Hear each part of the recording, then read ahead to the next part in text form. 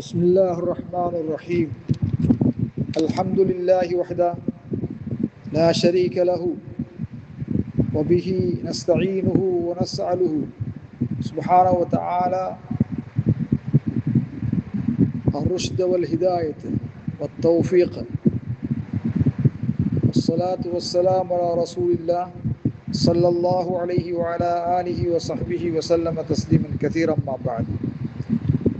கண்ணியத்துக்குரிய சகோதரர்களே, பெரியார்களே, இன்றைய பாடத்தலைப்பாக சுவாலுன்னாசி அம்வாலஹும் அவ் ஹாஜாத்திஹிம் மின் கைரி லரூரத்தின் வஹு அம்ருன் மக்ரூஹுன் தஹரீமன் ஃபி அஸ்லிஹி.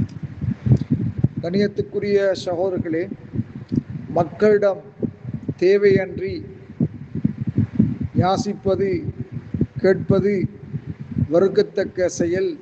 அது அடிப்படையிலே ஹராம், தடை செய்யப்பட்டதாக இருக்கும்.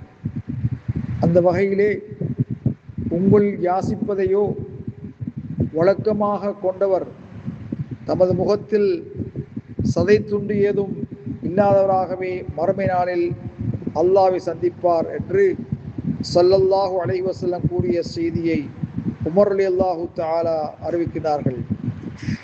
கண்ணியத்துக்குரிய சகோதரர்களே, இன்னொரு செய்தி வந்திருக்கிறது.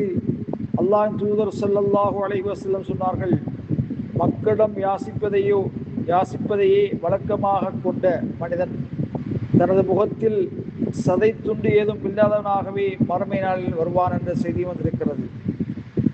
இன்னும் ஒரு செய்தி வந்திருக்கிறது. அல்லாஹ்வின் தூதர் ஸல்லல்லாஹு அலைஹி வஸல்லம் அவர்கள் கூறினார்கள், அதிகம் பொருள் சேர்ப்பதற்காக மக்களிடம் யாசிப்பவன் நரகின் நெருப்பு கங்கையே யாசிக்கிறான். அவன் குறைவாக யாசிக்கட்டும் அல்லது அதிகமாக யாசிக்கட்டும் என்று நபி அலைஹிஸ்ஸலாத்து வஸ்ஸலாம் அவர்கள் அதை கூறியிருக்கின்றார்கள். கணியத்துக்குரிய சகோதரர்களே, யாசிப்பது, பிறரிடத்திலே கேட்டு பெறுவது ஒரு வெறுக்கத்தக்க ஒரு செயலாக இருக்கின்றது. ஆகவே உங்களில் ஒருவர் விறகு கட்டு ஒன்றை தமது முதுகில் சுமந்து விற்று பிழைப்பதானது ஒரு மனிதனிடம் யாசிப்பதை விட சிறந்ததாகும். அவருக்கும் அவன் கொடுக்கவும் செய்யலாம், மறுக்கவும் செய்யலாம். ஆகவே தன் கோடரை எடுத்து காடு சென்று விறகுகளை வெட்டி சுமந்து வந்து விற்று பணம் சம்பாதிப்பது மார்க்கத்திலே வரவேற்கத்தக்கது, அது மார்க்கத்திலே அனுமதிக்கப்பட்டது, மிக சிறந்த செயலாக இருக்கும்.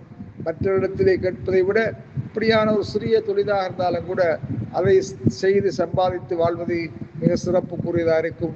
வல்லாஹு அலம் பிஸ்ஸவாப்.